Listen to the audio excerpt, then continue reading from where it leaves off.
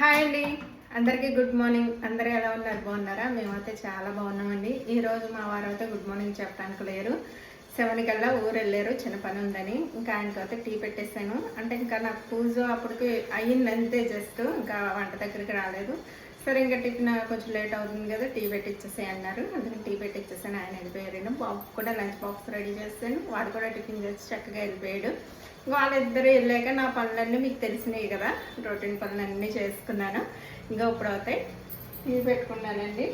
ఇంకా టిఫిన్ అవుతాయి ఉప్మాయే చేశాను. మా వారు ఎలాగే తినరని తెలుసు, ఇంకా ఆయన ఉన్న తినరు కదా, అప్పుడు చేయలేదు. ఇంకా లేని రోజునే చేసుకోవాలి. బాబు అయితే చాలా ఇష్టంగా తింటాడు, ఇష్టమేనండి ఇది.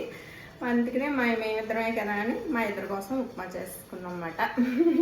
ఈరోజు టిఫిన్ అయితే ఇదేనండి. ఇంకా మీ ఇంట్లో మీరు ఏం చేసుకున్నారో కామెంట్ చేశారు. తిన్నారా లేదా? ఈ పాటికి తినేసే ఉంటారు. అప్పుడే 10:30 అయిపోతుంది టైము.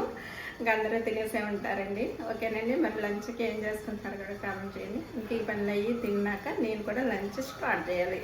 ఓకేనండి, బాయ్. అందరూ బాగుండాలి, అందరూ మేము కూడా ఉండాలి మనస్ఫూర్తిగా కోరుకుంటున్నాను.